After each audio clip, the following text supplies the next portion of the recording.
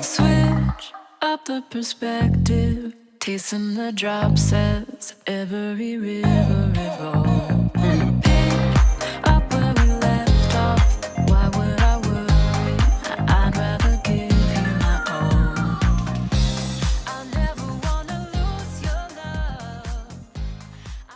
Hi, this is Justin Coletti of SonicScoop. Thanks for joining me for some more MixCon videos. This time we've got a mixing masterclass with a true legend of audio and music production, a guy named Jimmy Douglas. Jimmy Douglas has been at this since literally the 1970s when he was practically a kid in the recording studio, and he has worked with some of the biggest names in classic rock and some of the biggest names in contemporary hip-hop, and also everything in between. R&B and pop, just really big records. I'm going to go through some artist names in a minute, and you're going to recognize every single one of them. If you know anything about audio and music production history, you've probably heard the names of some of the guys he trained under and worked alongside early in his career. People like Tom Dowd, Jerry Wexler, Ahmet Ertegun, and he worked on some of the biggest records of that era. Artists like Aretha Franklin, Hall & Oates, Foreigner, Led Zeppelin, AC/DC, Roberta, Flack, on into the 80s, the Rolling Stones, Roxy Music, Gang of Four. But in the 90s, he started working regularly with Timberlake, major hip-hop producer. They worked on records together from Missy, Elliot, Ginuwine, Jay-Z. They worked on records with Snoop Dogg, Bjork, Justin Timberlake, and he's mixed for a whole bunch of bigs on his own too. Rob Thomas, Sean Paul, Kanye West, Ludacris, Al Green, John Legend, Duran Duran. The list goes on and on. Just absolutely thrilled to have him doing a MixCon presentation for us. He's going to be taking a remix of a track by the Dirty Projectors. Maybe you've heard of them. And he's going to remix that remix. This is going to be a really interesting presentation. He starts out cracking this mix open in Ableton and using nothing but stock plugins in Ableton to do his mixing on the initial pass. But then he's going to export everything from Ableton and work inside of Pro Tools, where he has access to even more of his tools. Tools from a whole bunch of great companies, but I'm going to shout out our sponsors for this episode. This one is free to the public thanks to Soundtoys sponsoring this MixCon Masterclass. And Jimmy, it's a great fit because he's been using their plugins for ages, and he uses a whole bunch of them later on when he opens up Pro Tools in this mix. I saw him using Phase Mistress, Filter Freak, Alter Boy, Little Plate. So I'm opening up Decapitator. Who doesn't use Decapitator? Who has Decapitator? So a whole bunch of great plugins from Soundtoys are used in here. So a big shout out and thanks to those guys. Try out anything they make for free at soundtoys.com. But this presentation is all about the way that Jimmy approaches the mix. I think there's some really fun, funny, wise moments in here. Just an absolute great presentation to look through. After this is over, if you're catching the live premiere, we're going to have a live Q&A afterwards with Jimmy. And if you're catching this many years in the future, of course, the replays of this and the Q&A are available. So big thanks to you for joining us. Big thanks to Jimmy Douglas for doing this mix. Big thanks to Dirty Projectors for letting us crack open a remix of theirs. And big thanks to Soundtoys for making this whole presentation free to the public. Check out their stuff at soundtoys.com. Thanks for joining me. Now let's turn it on over to Jimmy. Jimmy, take it away. Hello there, fellow audio lovers, mixers, engineers, producers. Welcome to my reconstruction of a mix that I had the pleasure of doing. I thought I'd share with you guys. It's a group called Dirty Projectors, and it's a remix, actually, for their record. Producer would be Ms. Poppinz, a protege of mine. She did a great job mixing it. She just passed it to me so I could kind of just fluff over it and do some stuff. Originally in Ableton done, and there's a lot of stuff in there, so it's really hard to recreate what I did, how I did, because it's all about the moment. There's a lot of tracks. Pretty much I would just go over what I heard, and I would just kind of tickle a couple of things. I'll let you see a couple of things, but it's really difficult to go back in time and be back where I was when I felt what I felt and sounded what I sounded. The name of the song is Lose Your Love. And it's a remix, like I said. So let's start and let's have a peek at this session, which is got a lot of stuff in there, a lot of MIDI, a little bit of audio, which would be from the vocal side. Since it's a dance record, let's start with the main chorus. Gotta be the kick. So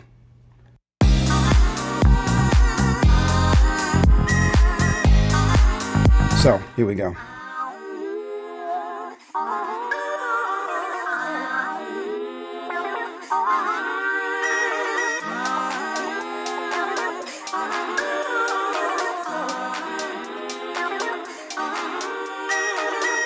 Your phrase, my word to the limit.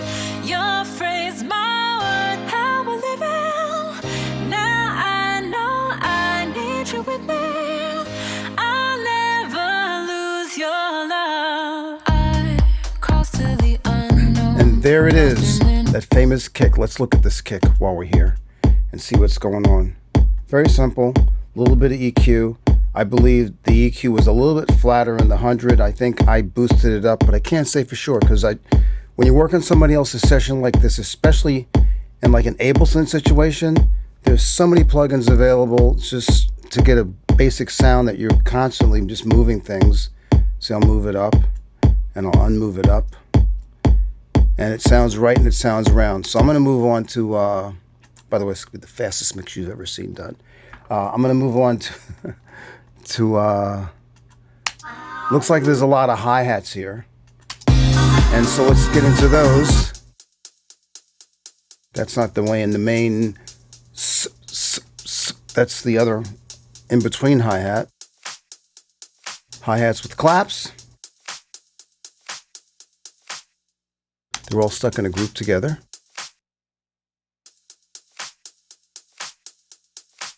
There was no reason to EQ the group because they were all making a lot of motion.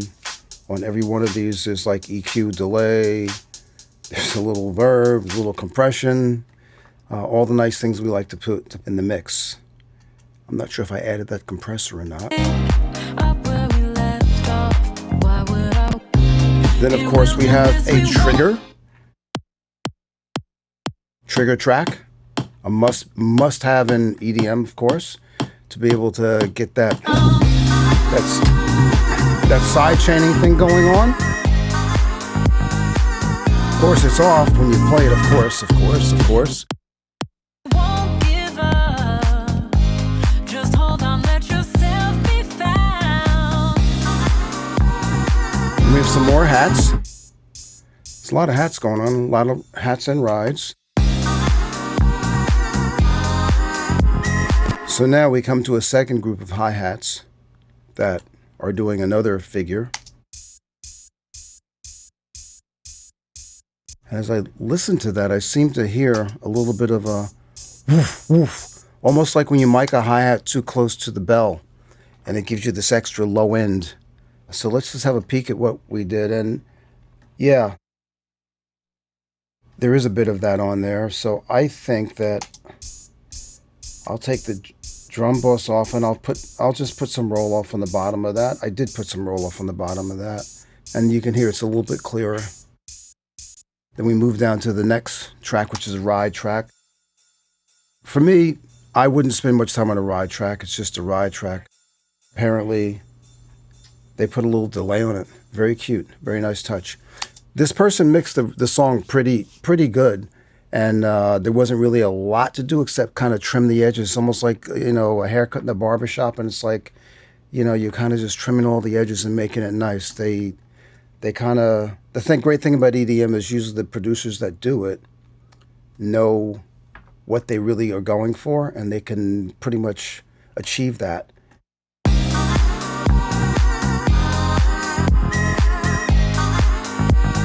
Another open hi-hat. I guess hi-hats were cheap that day. No, just kidding. There's a lot of hi-hats here, and they all blend together. If I can solo them all, I'll solo them all together, and we'll get a picture of what they all sounded like together, which is how one should probably consume this. And there you go. You have three hi-hats making up one particular sound, and then I believe there's also a little clap loop that goes in the middle of that. And there's the rhythm of the song. There's kind of the guts of the song along with the basic kick.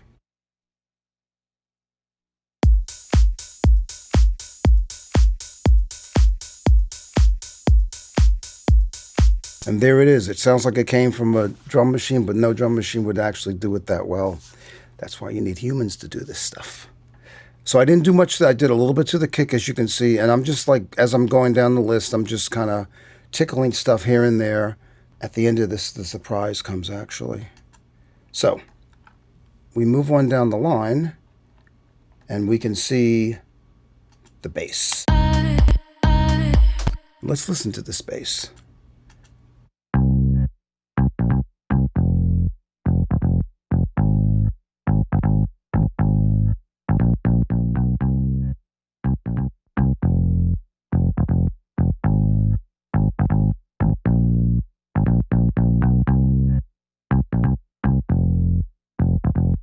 So that's how the bass came. It came with this a channel strip, sort of. A lot of different stuff, EQ, bass parallel, EQ again, and I just put a compressor on the end of it just to bring it all home tighter.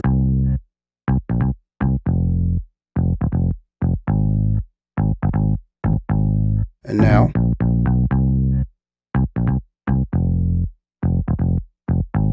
So it's just making it poke through a little bit more so that it'll sit on top of the kick better. The two of them are poking out on the bottom. Let's solo them in the kick, which was kind of how the decision was made, actually.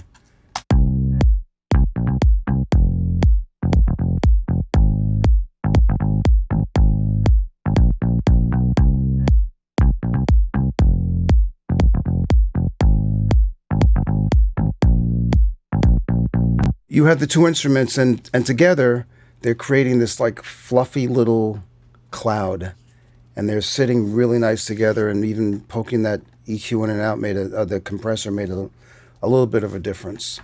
I crossed to the unknown, tossed in an ocean. And then once again, the percussion, there is one percussion, there's a lot of percussion. And on this one, I just added the EQ on the end of it just to get rid of some of that extra mud, as it were.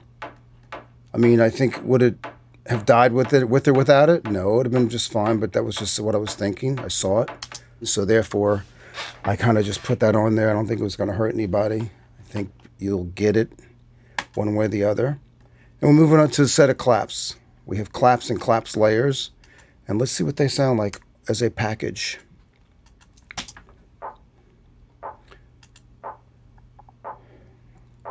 And we have a group on the claps, which makes sense. And once again, I had put the compressor on just to kind of tighten it up.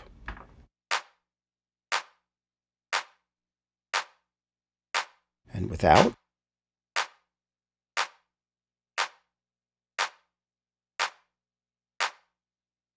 You don't really hear much of a difference. That's kind of how I like to mix many times. I like to make a difference, but not one that totally changes the ball. Like, in other words, I don't want to reinvent the wheel. I just want to kind of just oil it a little bit. That's the approach.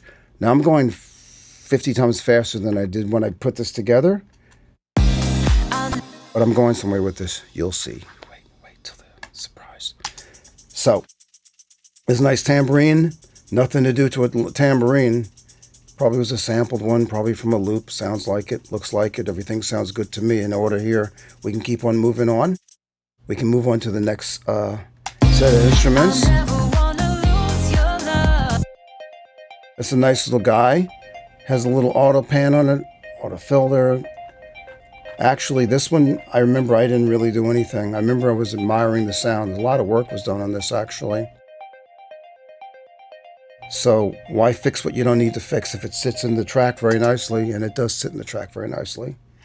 I continue to move on. Up where we left off, why would I worry?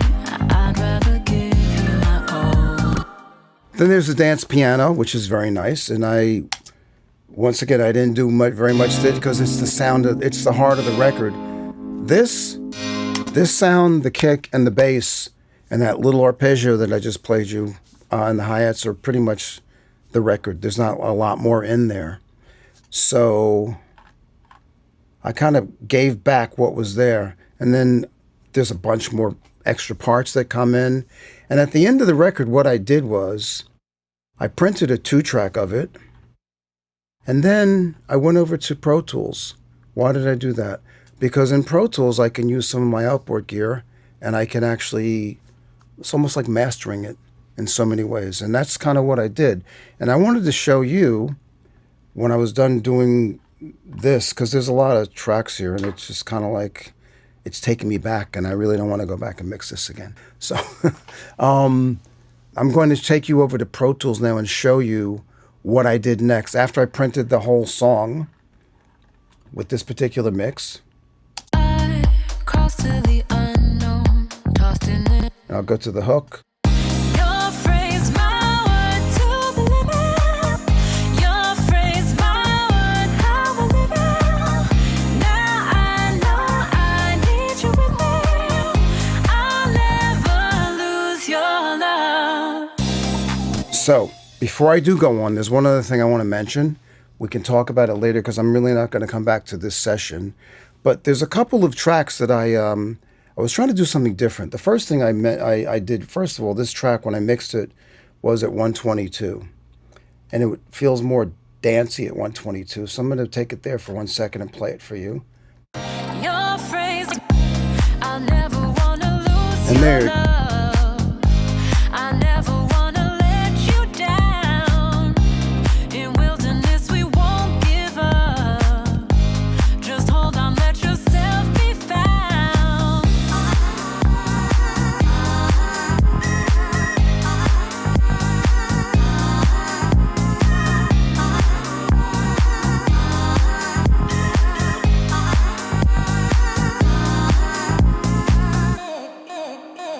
Sweet. So if you notice, it does pep it up a little bit more and makes it feel more like a dance kind of a vibe.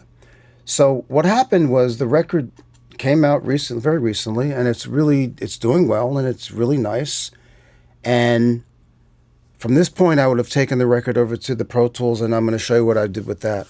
But in the meantime, when I came back to do this reconstruction thing, I realized, and even with the band, we kind of talked about it a little bit, and it was like, people aren't going to clubs. So while it had that fast little thing on it, it's a great dance record. I was like, well, maybe you might want to do something that could be more accessible to maybe radio where they don't really know they're listening to a dance record. So I basically slowed it down, and then I copied a couple of pieces across, a couple of parts that I was going to use for sort of a redo of the same record.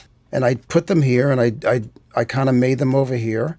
And then I exported them, and now we're going to go to Pro Tools, and I'll show you what we ended up doing with this. Hey, and welcome back. Here we are in Pro Tools. Things look a little different already. So I'm going to try to give you a little information about how I mix. One of the things I'm going to start with is that mix that we were just doing in Ableton. This is the print of that particular mix without a lot of external stuff on it. The red guy here, and I'm going to run it through my Pro Tools so I can use some of my outboard gear. I have a piece called the Better Maker. It's an analog piece that I will run through to enhance the mix that I did. I have 2 modules from my Neve console that I run through for EQ and just for that sound, for just to have that analog kind of rub to it.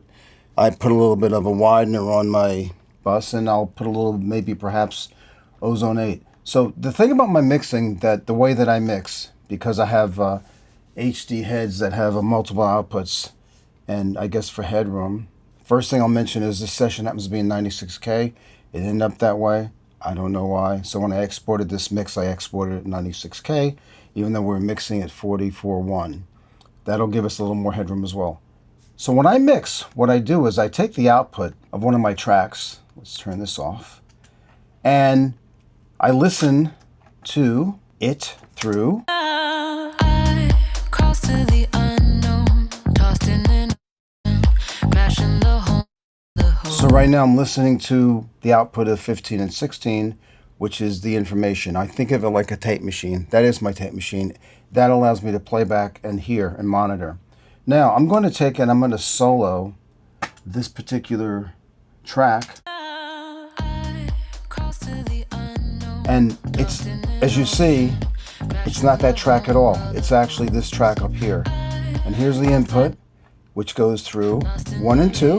There you go. Look at that. Nice, yeah? So now I'm really listening to this particular track, as evidenced by, but I'm listening to it through here. If I do this, and I do this, no difference. You see? If If I go back into input, I'm listening to this track through my network of gear. Hopefully that's understandable. And I'm going in and out. I've already printed this, so we don't have to print this all day. The other thing about printing this way is it has to be linear and it has to be analog because I'm using analog gear, so it has to be in real time. It takes a little moment, so I'm just going to show you what I've done to it so you can hear the difference. The mix raw that came from the other DAW, and then without any extra whatever. Here's what it sounds like. Now I'm going to add the better maker. I'm going to take away the widener on my summing. I'm going to add it. Nice. And now we're going to add the ozone.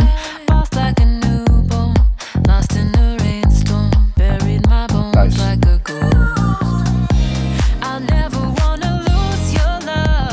And that's what's creating that particular mix. Bypass the ozone again. Just hold on, let yourself be found.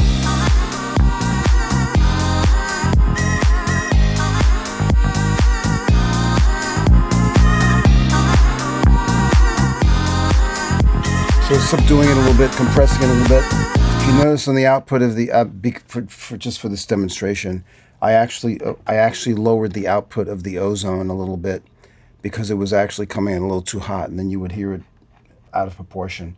So that's what that mix sounds like. And then the one up top here is the one that I will send to mastering. And then they'll do their thing on top of that.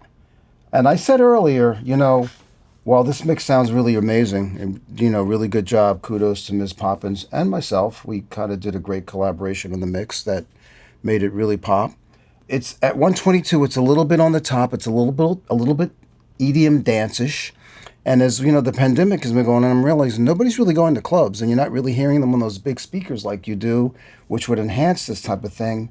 So I'm thinking for the reconstruction, deconstruction, I'd actually like to do a reconstruction and kind of do the mix that I would do, thinking about where I think it would be going, which is the same idea. I'm not going to reinvent the wheel, maybe just trim some of the hedges on the bushes. So, that being said, we're going to put this away. I think we all understand how my input-output works, and I'm going to make it inactive, just to even show that. We'll make it nice and small, put it away. And now, when I go to input, I'm going to hear, with no solo, I'm going to hear the rest of the mix. Everybody. Here's a kick. See? Now I'm mixing. Right. So, when I first imported all of these files, I made a quick rough of all the files before I did anything so I can have a reference. As I change things, I want to be able to remember where I was. It's you get very confused when you don't know where you were. The other thing is I also dropped the tempo down to 119. I just felt it wanted to be a little more relaxed. So these files, before I exported them from the other Ableton, I lowered them all to 119. So I would have to do no warping here in Pro Tools. It's already warped. So that file this is the mix, the rough mix of what came normally, which should sound like, should sound like this pretty much. So I'd like to jump into a couple of ideas and thoughts I had. The first thing I had was the kick inside of the mix is really punchy and the bass is really up front and really attacking you. So those two elements were seeming like they were driving, and then once again, in loud speakers in a club, that's what you want, creates that pulse. But I was thinking if I'm listening a little lower, just kind of radio level or whatever, I think I maybe might want to calm that down a little bit. So I took the kick, and that's the kick, flat. Now I'm going to add a little EQ to it. I'm going to take away some of that mid-tick because I want it to kind of relax and lay back. So now it's round, thumpy, warm. That's what it was. This is what it is. Very nice. Very nice. Now, that being done, I'd like to take a look at the bass. So the bass sounds like this. That's the way it came. But remember, I just changed the kick, and that bass is pointed as it fit really lovely with the kick the way that it was, but now I've kind of muddled the kick out. I'm looking for more dimension, more space, more air, more distraction from just a simple kick, bass in your face, and you know, the modern EDM record, which just like is very mechanical and very, very focused. This is what's there. I figured I want it wider and more fun. So I decided to put Phase Mistress on there, Soundtoys Phase Mistress, which in my head I think it's like the original one. And then I put a little EQ, which would be the UAD Pultec. And let's see the difference in that as well. Without. With. Add some in the low 30s below what anybody needs, but I'm doing it anyway. Adding an extra muddle. And then, of course, on the third part, I put this extra, a third unit, which is called the mixed flanger, because I wanted kind of two of them running in tandem. And now,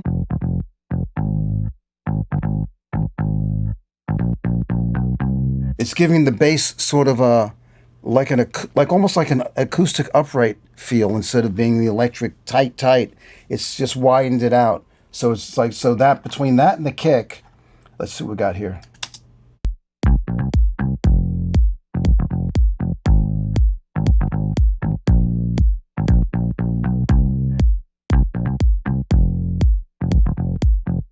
They're much more playful together.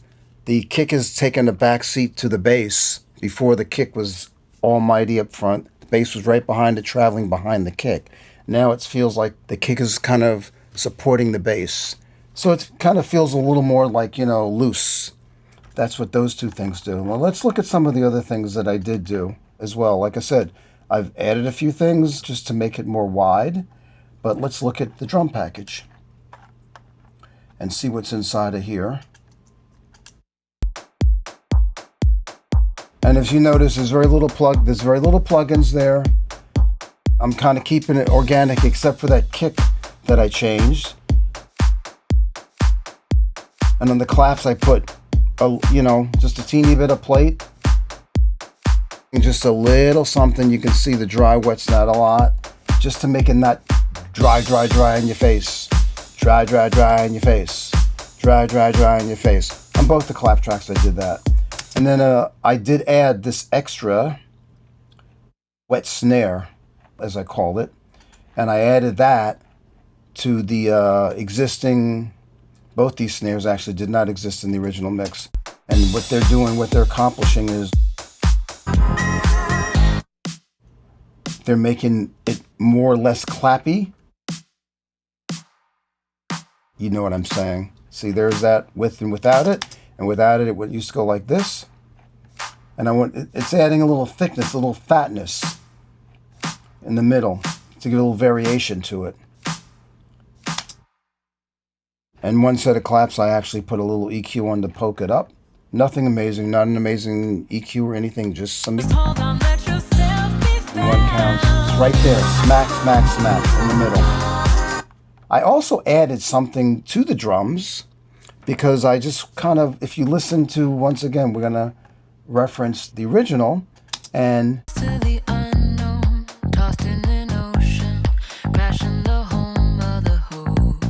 besides the hi-hat and the bass and the kick, there's nothing else there. And it just felt a little cold to me, a little open, a little wide. Like I said, on big speakers in the club, it will definitely bang you where it's supposed to bang you. I'm listening very kind of low right now. And so I decided to add a couple of items that I just pulled and found. I said, you know what, this will add space. One of the items I pulled in, that I put in here, was this.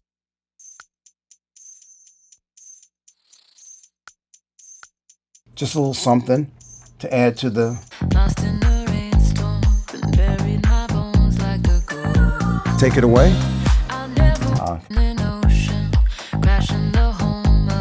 Put it in. Once again, nothing to do on that particular sample that I imported because the sample actually already speaks for itself. There was one more sound that I put in there that went along with that.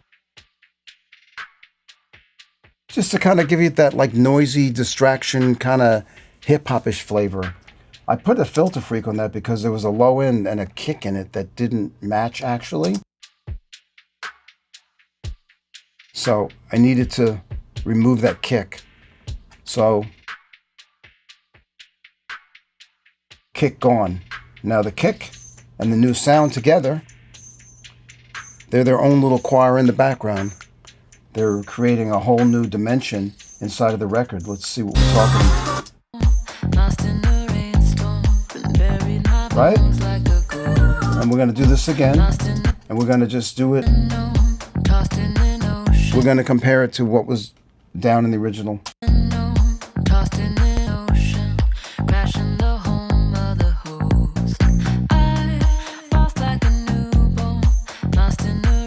A little different record, but it's not a different record, but it just feels a little different.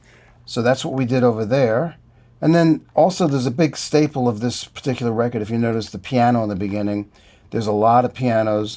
The original pianos that came with the session were one second piano and dance piano and a bridge piano. The rest of them, I actually went back to the Abletons I showed you, and I just created some other sounds with the same MIDI file just to have some different variation. So let's run up and down this piano and see what we got going on. Here's the first piano. Side chained, of course. What would an EDM record be without side chaining? A little side chaining. So that's that one. That's the main staple in that in the first version we did. And that's like what I call second piano. That's what I added. I added actually a clear acoustic piano with the same MIDI chain, as you can see. And then I took the side chain off in the opening just to take away some of the side chain motion. So together they smoothed it out a little bit. And then there's more. But wait, there's more.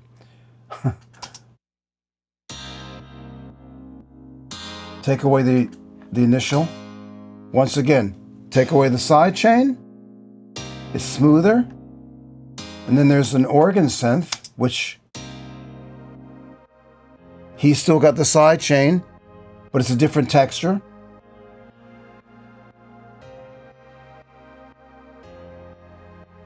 So there's a lot of adding of a lot of things versus processing, EQ and stuff. That first piano I didn't get to show you actually. I wanted the dance piano.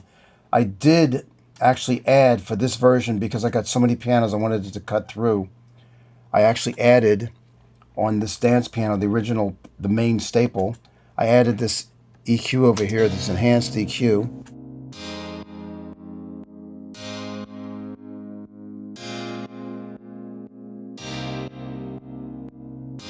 It's making it a little warmer, a little wider, a little thicker. It's very subtle, but there is a difference there. So those are the piano and the pads that I have kind of throughout the song. And this piano is very, very, there was a Sound Toys on it to variate it a little bit, this one. Second verse, and you can hear the wobble kind of, sort of, from a little altar boy. And I have the wet, dry, pretty much dry, a little bit of drive. But the variation, as you can hear, totally. Without it, with it, it adds magic.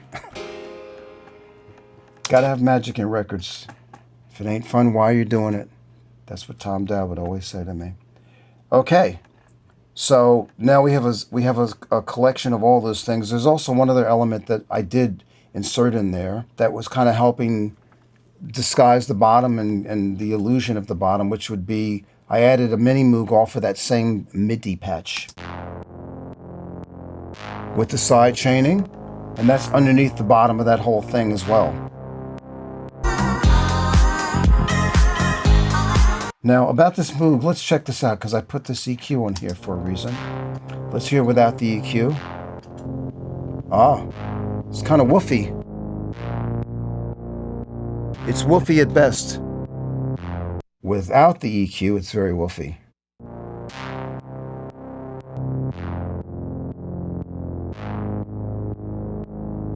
Then I put the EQ on to get rid of some of that extra bottom. We got so many parts, they're all competing.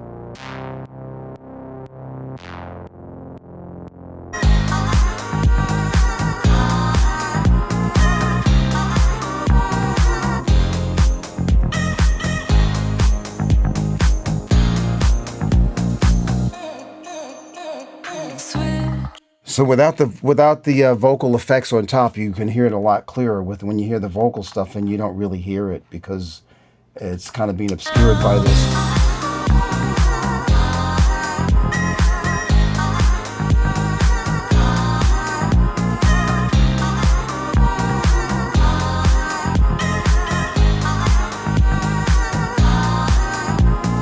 So one of the other things for me in terms of mixing, what I mainly do, I think I just showed you an example without the those vocals in there, you could hear it clear as day, the mini Moog. But once they were in, it kind of obscured it. And to me, sound has always been an illusion. Like, you know, that is part of the beauty of kind of mixing. You throw stuff in, it's like various like flavors, and even like cooking. It's like, oh, there's some salt. Oh, is that an onion? Oh, what is that? And the thing is, one of my problems is when I have to deconstruct it, it's kind of like I did the cooking on my own, and I did it really quickly, and it came out great. It's really hard to go back and get that and have that same feeling. You know, and you're like, oh, this just needs this right here. This needs that. Why did I do it? I don't know. It just was something to do. My point being that, like, as you can see, without this one piece, it sounds totally different. So like this, it's the illusion of the sound that's making it all kind of melt together, or that's how I call it. I could be delusionary for all I know. The next sound, there's a little meta flanger on it. Let's just have a look at it while we're here. That's just flat, and the EQ.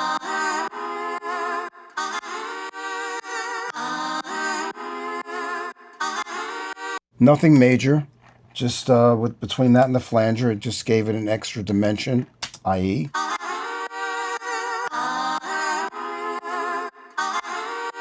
Once again, more mysterious.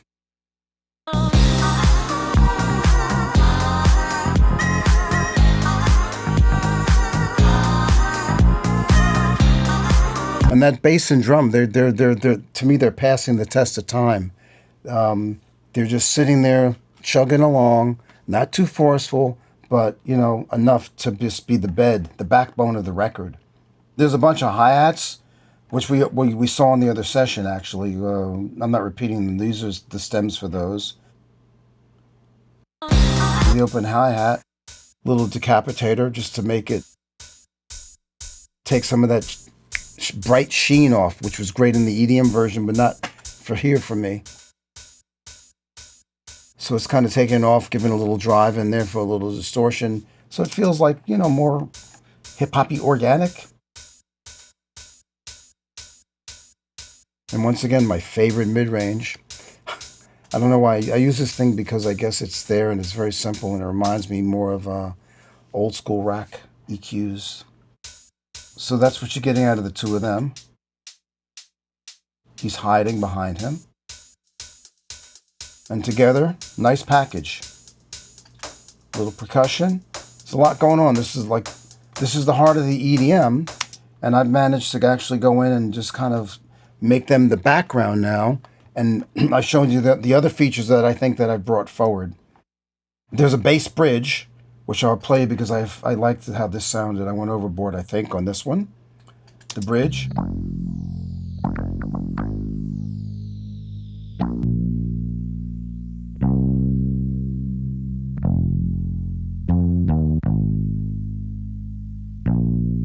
Phase, well, that's him and the Phase Mistress. Phase Mistress. And then I call the Garble guy.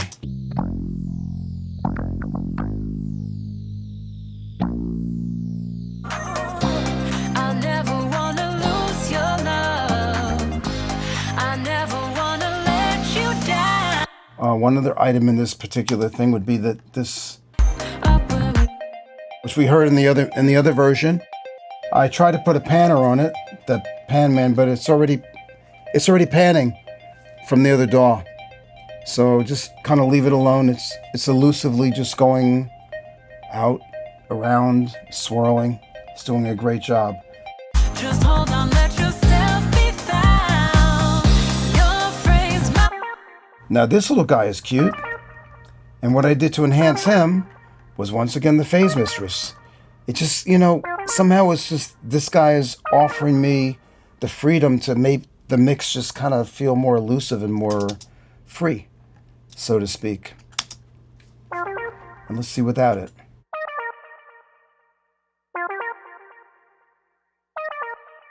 Not a lot. Just because you have something, you don't have to use it to death, but it's definitely doing its thing. It's modulating. Now, there is one other thing that was already in the other mix, actually. And I'm using him later, using more of him. He went with the piano that came with the original mix, and I'm using more of him to make it be more of an event. There's one other item in here, which is the pad from the other mix. Side change, just like the piano part. Together, it feels like a festive bunch of flowers being thrown around and everybody just dancing and having a good time. Which takes us down to the vocal. And what I did that's interesting on the vocal is there's the background vocals. I'll take them out. And when you get to do a remix, pretty much the vocals have already been ganged together for you, and there's not a lot you can do. But we did on the other DAW, we put a little effects and a little EQ, but we're kind of keeping it dry.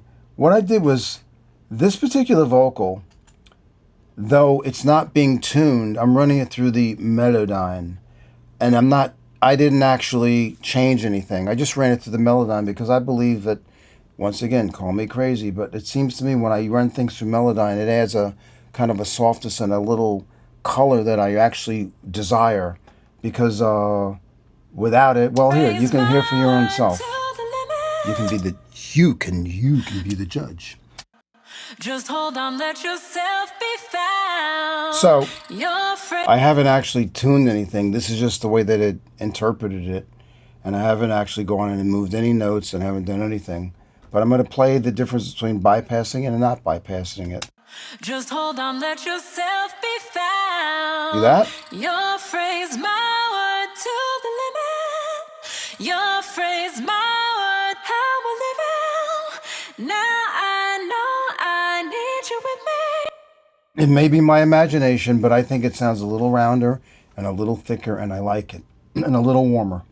And also on this particular vocal, sending a little bit of reverb to a Valhalla plate. Not a lot, just a little. I'm using obviously full mix level because I'm doing it through an aux. In case anybody else wanted to share the aux, then it's available for them. So this is the lead vocal, which we... I know I need you with me. I'll never lose you. And for that little part, there was it was created by a little altar boy, and then I actually printed it to this place over here. I actually printed it over here, just cause. And so that's what that vocal sounds like. And I'll never wanna lose your love. I never want in wilderness. Yourself be found. And then there's, of course, the bird drop, which...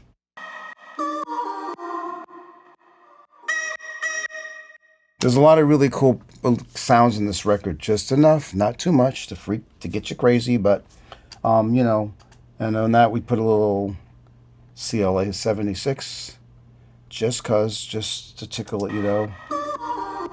It's not, that's a lot. There's that. And now we're going to put the backgrounds in and see what they're talking about. Well, there's the pan man that's on these little effects that are, they're moving around throughout the record. Santos is the pan man. It's a great box. I love panners. I'd marry a panner if I could. And we'll get back to the background vocals, which we haven't been there yet. Here we go. So I left these totally dry because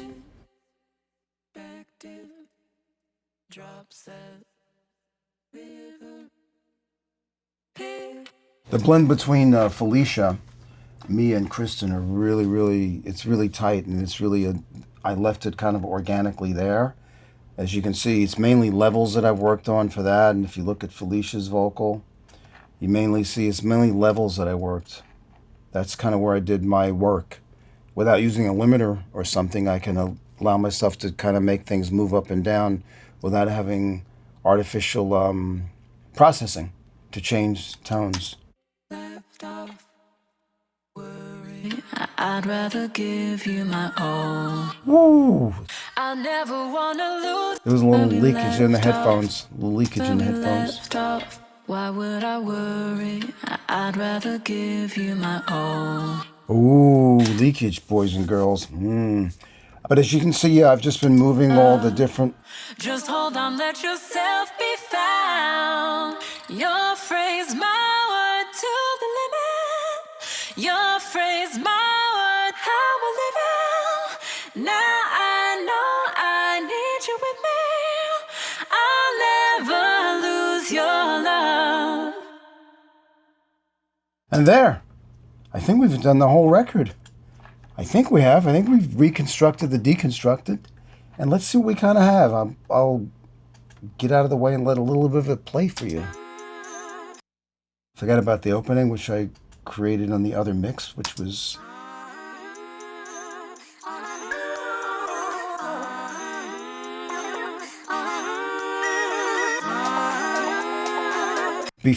sorry to interrupt. Before we go on, I want you to hear the difference between the better maker and not. So you can, once again, decide for yourself. I crossed to the unknown, tossed in an ocean, crashing the home of the host.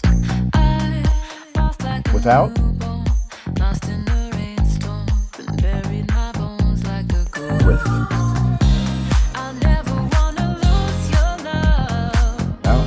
I never wanna let you down. With. In wilderness we won't give up. It opens it right up. So I'm going to just live with that. I don't really need the ozone this time. I don't think I need that this time for this particular mix because I built it this way. So once again, let me get out of the way, and if there's time, we'll let it play and you guys can decide.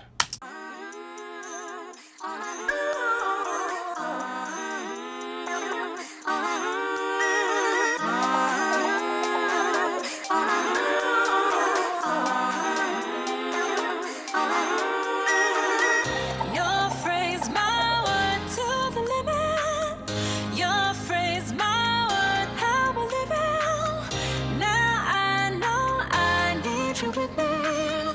I'll never lose your love. I crossed to the unknown, tossed in an ocean, crashing the home of the host. I lost like a newborn, lost in the rainstorm, but buried my bones like a ghost. I'll never wanna lose your love. I never wanna let you down. In wilderness we won't give up. Just hold on, let yourself be found.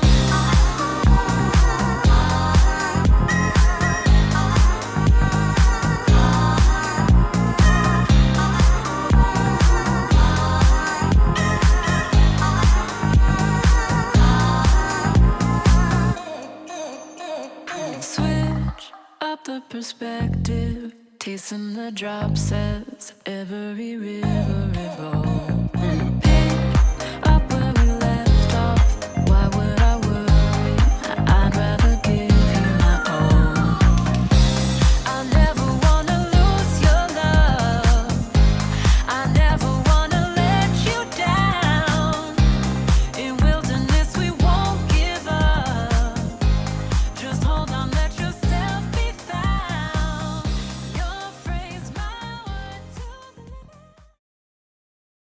And there you have a reconstruction of a deconstruction of a mix.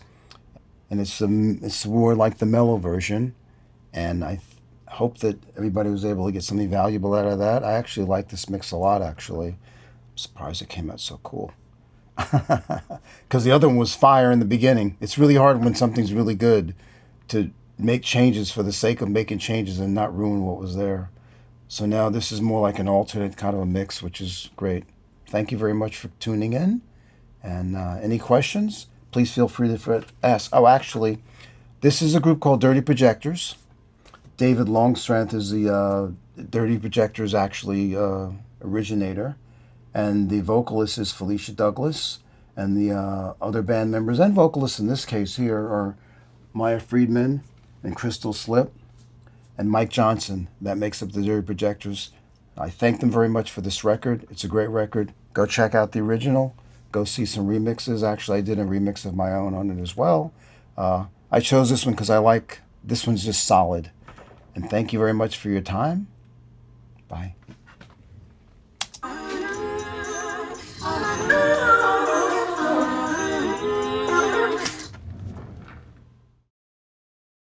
All right, another killer MixCon mixing masterclass down, this time with Jimmy Douglas, true living legend of music and audio production. Thrilled to have him on. Big thanks to Dirty Projectors for letting us crack open a remix of one of their tracks for this project. Big thanks to Sound Toys for sponsoring this presentation, making it free to the public. You want to try out some of those fun Sound Toys plugins he was using? Things like the Altar Boy, things like the Decapitator, the Phase Mistress. What else did he use on there? I saw Filter Freak on there, a whole bunch of stuff, a little plate.